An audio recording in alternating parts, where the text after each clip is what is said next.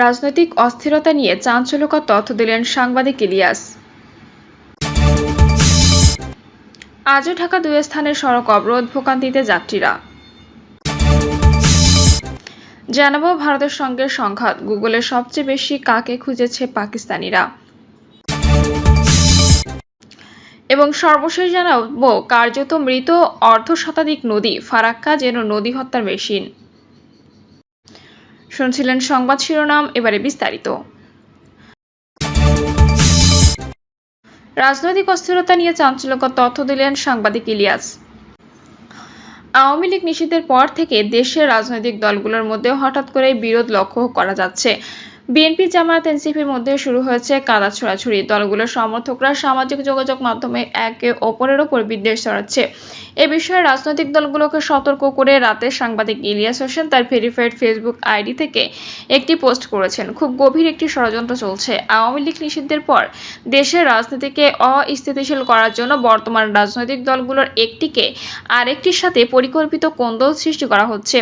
এজন্য জামাত শিবিরের কর্মীদের নামে ফেক আইডি খুলে বিএনপির বিরুদ্ধে অশ্লীল কমেন্ট আর পোস্ট দেওয়া হচ্ছে। একই সাথে বিএনপির কর্মীদের নামে ফেক আইডি খুলে জামাত শিবিরের বিরুদ্ধে আপত্তিকর পোস্ট কমেন্ট ছড়িয়ে দেওয়া হচ্ছে। হার্পিক মজুমদারের একটি গ্রুপ থেকে এই কোন্দল ছড়ানোর পরিকল্পনা নিয়েছে আওয়ামী লীগ, ছাত্রলীগ আর সিআরআই এর ফুটফুটে সুন্দরেরা। তাদের অভ্যন্তরীণ একটি গ্রুপে এই ষড়যন্ত্রের বিষয়টি জানতে পেরেছি। অতএব বিএনপি, জামায়াতের নেতাকর্মীদের সতর্ক থাকার অনুরোধ থাকলো। আজও ঢাকার দুই স্থানের সড়ক অবরোধ, ভোগান্তিতে যাত্রীরা। ঢাকার সিদ্দিক বাজারে একটি বেসরকারি ব্যাংকে চাকরি করেন আমিনুল ইসলাম। ভোগান্তির কথা মাথায় রেখে মোটরসাইকেলে রেখে মেট্রো রেলে রওনা দেন অফিসের উদ্দেশ্যে। সচিবালয় স্টেশনে নামার পর রিকশা নেন। সেখান থেকে বিপত্তি শুরু। সামনে সড়ক বন্ধ। দক্ষিণ সিটি কর্পোরেশনের সামনে আন্দোলন, অবরোধে রাস্তায় যান চলাচল বন্ধ। আধা ঘন্টা অপেক্ষার পর কুল কিনারা না পেয়ে হেঁটে গন্তব্যে রওনা দেন তিনি বলেন, বসবাসের অনুপযোগী হয়ে পড়েছে ঢাকা শহর। এই শহরে থাকা আর ভোগান্তি যেন নামান্তর। সপ্তাহে ৩-৪ দিন ভুগতে হয় সড়কে। আজ সপ্তাহের শেষ দিন। এমনিতেই মানে ঢাকা শহরে যানবাহনের বাড়তি চাপ, যানজট, ভোগান্তি থাকে। তার মধ্যে ঢাকার দুটি গুরুত্বপূর্ণ সড়কে যান চলাচল বন্ধ আন্দোলনকারীদের অবরোধের কারণে। কাকরাইল জগন্নাথ বিশ্ববিদ্যালয়ের শিক্ষক-শিক্ষার্থীদের অবস্থান। অন্যদিকে ইশরাককে মেয়র পদে বসানোর দাবিতে দ্বিতীয় দিনের মতো গুলিস্তানে দক্ষিণ সিটি কর্পোরেশন কার্যালয়ের সামনে সড়ক বন্ধ করে আন্দোলন চলছে। কাকরাইল সড়কে যান চলাচল বন্ধ থেকেই দক্ষিণ সিটি কর্পোরেশনের সামনে বুধবার বিকেলে সড়ক অবরোধ কর্মসূচি প্রত্যাহার হলেও আজ আবার অবস্থান নিয়েছেন আন্দোলনকারীরা। এই কারণে সকাল ৮টা থেকে রাজধানীর বিভিন্ন পয়েন্টে ছড়িয়ে পড়েছে যানজট। ভারতের সঙ্গে সংঘাত, গুগলে সবচেয়ে বেশি কাকে খুঁজেছেন পাকিস্তানিরা। ভারতের সঙ্গে সংঘাতের আবহে সাম্প্রতিক দিনগুলোতে পাকিস্তানের গুগলে মানুষ সবচেয়ে বেশি খুঁজেছেন এক সামরিক ব্যক্তিকে। তিনি হলেন পাকিস্তান বিমান বাহিনীর air vice marshal Aurangzeb Ahmed. ভারতের সঙ্গে উত্তেজনা বৃদ্ধির পর আওরঙ্গজেব আহমেদ সামরিক বাহিনীর গর্ব এবং অনলাইনে পাকিস্তানিদের আবেগের এক নাম হয়ে ওঠেন। প্রচণ্ড চাপের মধ্যে শান্ত বা মাথা ঠান্ডা রাখার জন্য পরিস্থিতি আওরঙ্গজেব এখন ট্রেডিংয়ে রয়েছেন। তিনি কেবল যুদ্ধ মিশনের জন্য নয়, বরং সাম্প্রতিক সময়ে সংবাদ সম্মেলনে তার সংযত আচরণ এবং আকর্ষণীয় উপস্থিতির জন্য ভাইরাল হচ্ছেন। গুগল ট্রেন্ডসের তথ্যানুসারে গত 12ই মে পাকিস্তানে আওরঙ্গজেব শব্দটি সবচেয়ে বেশি খোঁজা হয়েছে। বিশেষ করে দিবাগত রাত 2টা থেকে তখন থেকে এই নামটি শীর্ষ অনুসন্ধানের মধ্যে রয়ে গেছে।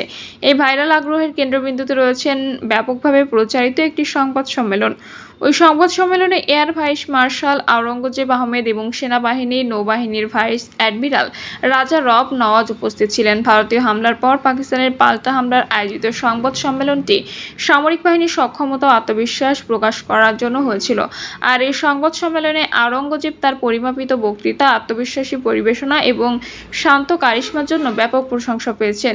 বিশেষ করে ওই সংবাদ সম্মেলনে একটি ক্লিপ ভাইরাল হয়েছিল যেখানে তিনি বলেছেন, আমি এয়ার ভাইস মার্শাল এবং আমি গতকাল যেখানে শেষ করেছিলাম সেখান থেকে শুরু করব।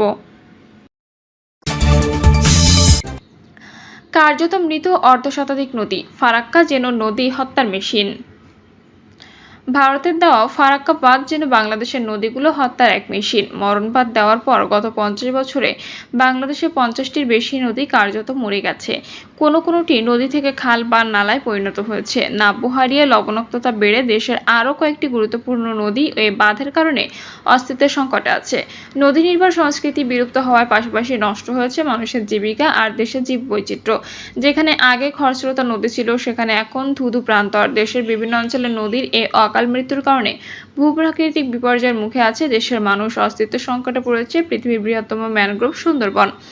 আগামীকাল ঐতিহাসিক ফারাক্কা দিবস। 1976 সালের এই দিনে ফারাক্কা ব্যারাজ অভিমুখে লং মার্চ করে আঞ্চলিক ও আন্তর্জাতিক পর্যায়ে সাড়া ফেলে দেন মাওলানা আব্দুল হামিদ খান ভাসানী। নদীর পানির ন্যায্য হিস্যার দাবিতে এমন সোচ্চার জনমত ফারাক্কা লং মার্চের আগেও দেখা যায়নি, পরেও নয়। 95 বছরের শারীরিক অসুস্থতা বা রাজনৈতিক চাপ দমাতে পারেনি লং মার্চের প্রধান নেতা সংগঠক মাওলানা ভাসানীকে। ফারাক্কার কারণে বাংলাদেশের নদীগুলোর এই করুণ পরিণতির বিষয়ে পানি সম্পদ ও জলবায়ু পরিবর্তন বিশেষজ্ঞ অধ্যাপক আইনুন নিশাদ বলেন, আমরা আরিচা পর্যন্ত গঙ্গা বলি, যমুনা বলি না, ব্রহ্মপুত্র বলি। গঙ্গার ব্রহ্মপুত্র মিলে হলো পদ্মা। মাওয়ায় এসে গঙ্গা ও ব্রহ্মপুত্রের প্রবাহ একসঙ্গে যোগ হয়েছে। গঙ্গা যেটি ভারত থেকে বাংলাদেশে প্রবেশ করেছে, আমরা বলি গঙ্গা নদী একটি বদ্বীপ সৃষ্টি করেছে। গঙ্গা এ বদ্বীপের মতোই। এর একটি মাথা ভাগীরথী নদী, আর একটি মাথা গঙ্গা এসে পদ্মা মেঘনা হয়ে বঙ্গোপসাগরে পড়েছে। মাঝখানে যে ট্রায়াঙ্গুলার এলাকা হলো হুগলি। ভাগীরথী আরিচা পর্যন্ত এসে গঙ্গা ও ব্রহ্মপুত্রের সঙ্গে মিলিত হলো, তারপর মেঘনার সঙ্গে মিলিত হলো, একটি বদ্বীপ হলো। দ্বীপ গঙ্গার উপর একটি নির্ভরশীল, মানে ভাগীরথী তার প্রথম শাখা নদী, তারপর জলাঙ্গি। এটি ভারতের মধ্যে দুই ভাগ হয়ে বাংলাদেশে প্রবেশ করেছে, এক ভাগে কপোতাক্ষ, আরেক ভাগে মাথাভাঙ্গা, তারপর হলো গড়াই, মধুমতি, বলেশ্বর ইত্যাদি। তারপর চন্দনা বারাসিয়া থেকে কুমার, এরপর আড়িয়াল খা। তিনি বলেন, আগে বর্ষাকালে যে পরিমাণ পানি আসতো এখন তা কিছুটা কমে গেছে, কারণ বর্ষার প্রথম দিকে এখন ভারত পানি ধরে রাখে, কিন্তু বন্যার সময় সব পানি ছেড়ে দেয়, তখন শাখা নদীর পানি দক্ষিণ দিকে প্রবাহিত হয়। আর গঙ্গা নদী বা তীরে শাখা নদী বড়াল, ইচ্ছামতি, এরা পদ্মা থেকে পানি নিয়ে যমুনায় ফেলে। 1975 ফারাক্কা বাঁধের আগে পানির পরিমাণ ছিল 1,20,000 থেকে 1.5 lakh cubic per second.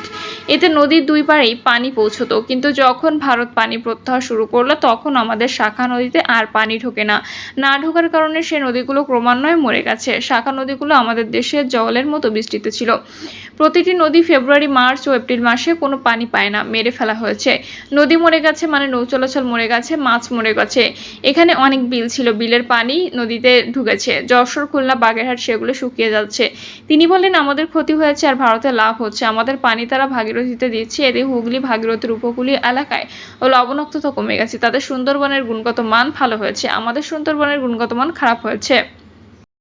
Farakka বাঁধের কারণে বাংলাদেশের পদ্মা নদী সবচেয়ে বেশি ক্ষতিগ্রস্ত। ফারাক্কা বাঁধ এই নদীটির গতিপথ থেকে শুরু করে এর শাখা নদ নদী সব জায়গায় ভয়াবহ প্রভাব ফেলেছে।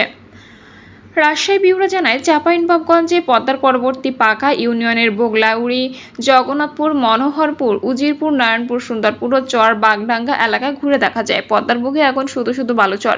একটি সরু চ্যানেলে পদ্মার পানি প্রবাহ কোনোমতে সচল আছে। বছর বছর পদ্মায় পানি প্রবাহ ক্ষীণ হওয়া চাঁপাইনবাবগঞ্জ জেলার 6টি নদ নদীও পানি শূন্য হয়ে মৃতপ্রায় খালে পরিণত হয়েছে।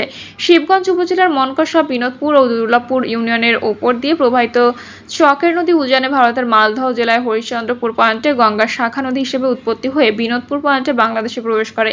প্রায় 500 মিটার পর্যন্ত এককালে খরস্রোতা চকের নদীটি 30 কিলোমিটার পথ পেরিয়ে শিবগঞ্জের বোগলাউড়িয়ে গিয়ে পদ্মায় পড়েছে। তবে নিষ্কাশন মুখ বন্ধ হয়ে যাওয়ায় বর্ষাকালেও চকের নদী বন্ধ খাল হয়ে থাকে। উত্তর পশ্চিমাঞ্চলের অতিরিক্ত প্রধান প্রকৌশলী মোখলেছুর রহমান জানান, মহানন্দা জেলার একটি গুরুত্বপূর্ণ নদী। এ নদীর দুই তীরে গড়ে উঠেছে শহর বন্দর।